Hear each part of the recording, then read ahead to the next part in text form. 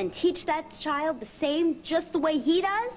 Family preservation is the goal of our policy. What about the family Jamal's already got? What about what Alec did to Jamal's mother? How he dumped all over her and left her alone to raise a child while he lived the good life off at Yale. I already know about Mr. McIntyre's relationship with Janine Wilson. I don't have any secrets. So unless you have something new to add... This man is not fit to raise snakes. Goodbye, Hayley, Charlie. Read that at your leisure, Mrs. Hoganson. And remember, maybe he doesn't have a rap sheet. And maybe he is clean and sober. But if his distorted ideas of love and commitment don't make him an unfit parent, well then, I'm sorry, I don't know what will.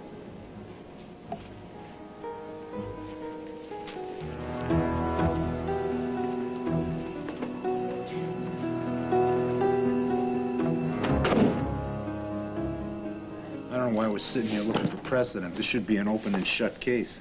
Well, the state would say it is. Open and shut against us. Biological parent, Alec McIntyre holds all the cards, and we, the temporary caregivers, hold none. Unless I can prove that Alec McIntyre is unfit. If he's not a deadbeat dad with a criminal record, the state will give a natural father his child every time. Walking out on Jamal's mom, the stunts he's pulled in Pine Valley? They don't care if he's Simon Legree. If his record is clean, he's in. Well, a clean record just means he ain't been caught yet, Livia. Yeah, well, the law does not protect children, and the law is not perfect. Well, the law should bend, especially in circumstances like this one. The law should protect the innocent and punish the guilty. You know, Trevor, we could always get a miracle. The DNA test could always say that somebody else is Jamal's biological parent. Test results are in? Jamal is positively Alec McIntyre's son.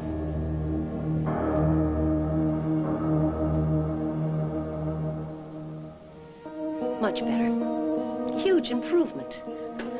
Trevor's eyes are going to pop out of his head. No more creature from the crypt. It's hello, you gorgeous doll, you. Amanda. My dear, sweet angel. Trevor said it himself. I heard him. He said a little girl needs her mother. It's time, baby. I'm coming to see you. Mama's coming.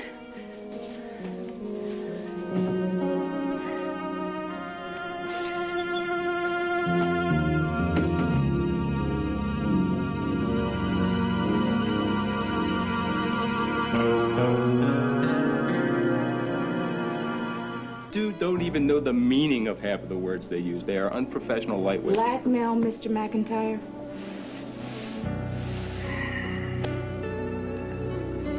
All right. I've told you some of this already. When I worked for Adam Chandler, his wife and I... Back up. We did not set out to fall in love with each other, okay? It just happened. Literally at first sight. It was like one of those things that you read about. I had never felt anything like this in my life, with the exception of Jamal's mother. Anyway, we tried to fight it for a long time, but in the end, we just couldn't help ourselves. Anyway, afterwards, Gloria had regrets. She, I don't know, had some need to punish herself. She wanted me to disappear. Well, I was not willing to do that. So she threatened to get me fired. And I needed the job. So I protected it in the only way that I knew how. And threatened her back. Well, it was a knee-jerk reaction. I mean, you know, I told her that if she tried to get me fired, I would go to her husband and tell him about us. You know, I'm not saying that it was a good thing to do. I'm not proud of it, but I don't call it blackmail. You know, it's just one of those irrational things that people do when they're in love. You know, what it was more than anything, I think, was an attempt to try to cope with what was a very painful rejection. Miss Vaughan mentioned something about your distorted way of looking at love and commitment. Well, I've made mistakes. I don't try to hide that, you know?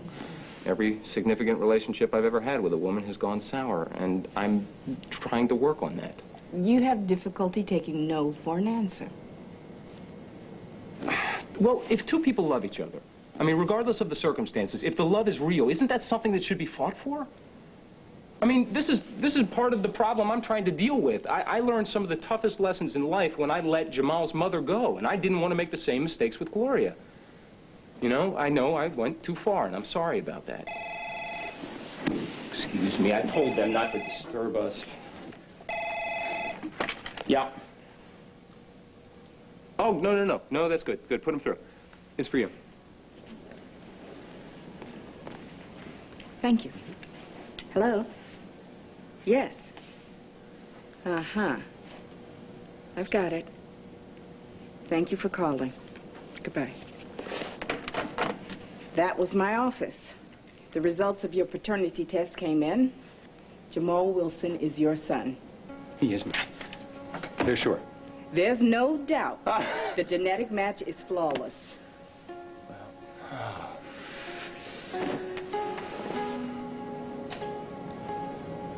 Congratulations, Mr. McIntyre. It's a boy. It's official. He's mine.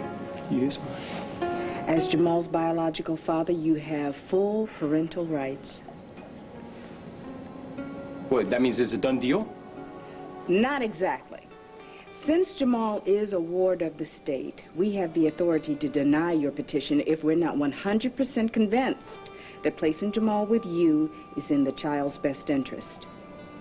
And you're not completely convinced?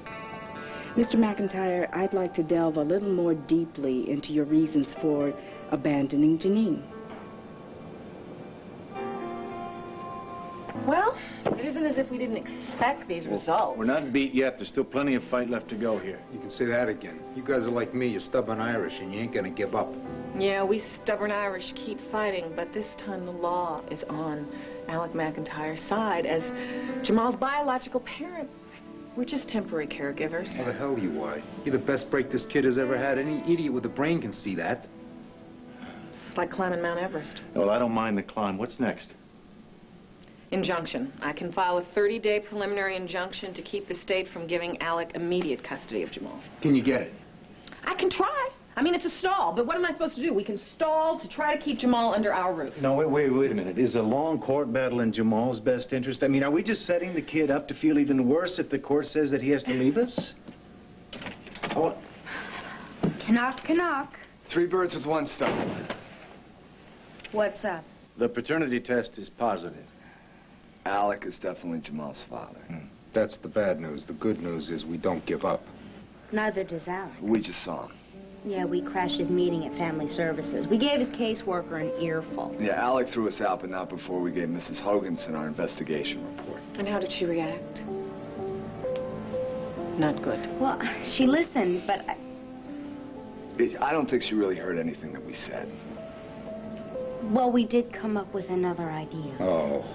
It's a little drastic. And you may not like it. Come on, please, tell us. We will try anything. Tell us.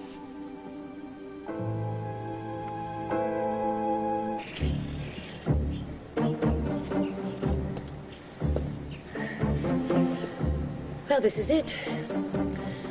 Trevor and Amanda are behind the store.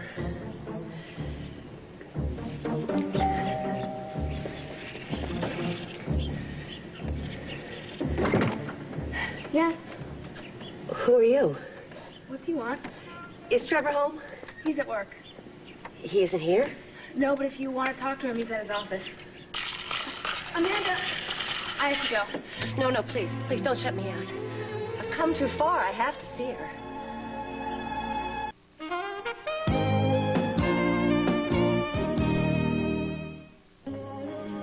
Her who? I thought you wanted to see Trevor. Please, it's very important that I speak to Trevor. Couldn't I just come inside and wait? He's not going to be home for hours. But I really need to see him. You should go down to his office. He works at Montgomery and Associates downtown. Yes, I know where he works, but I wanted to speak to him privately. I'm sorry, I can't help you. I'm just the babysitter. Okay, I'll try him at the office.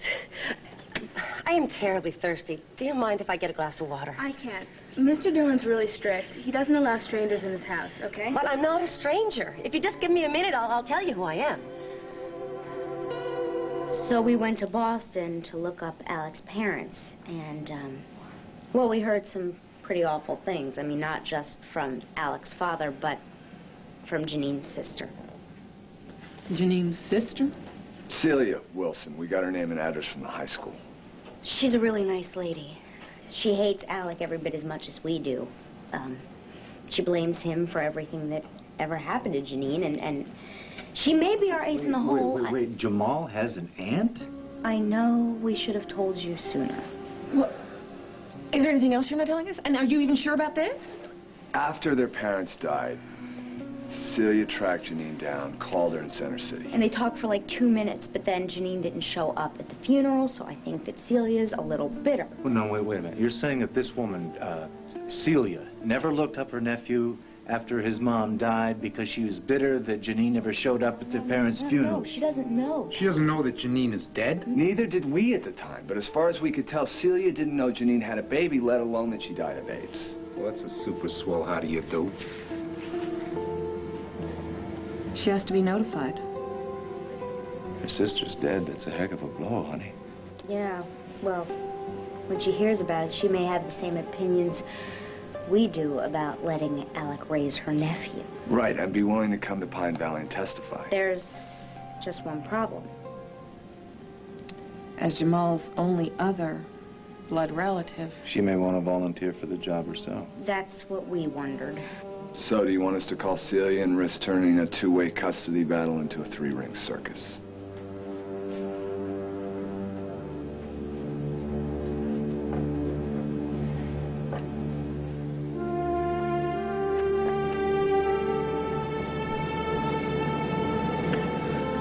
Last time I saw Janine was September. We spent the day at Walden Pond. She brought a picnic. That was our place. I had a rule. No talking about the future. We only live in the moment.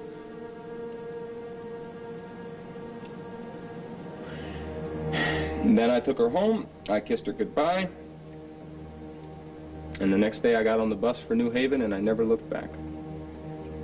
I was 18 years old. So you never saw her again? No, I never wrote to her, I never called. I never even told anybody about her until I met Gloria. Guess I was too ashamed. I did love her. I'm ashamed now. I'm ashamed to say that. But I did love her. I just love myself a lot more. I regret the way I treated her more than anything else in my life. You told me you had no idea she was pregnant? No, none. Absolutely none. We were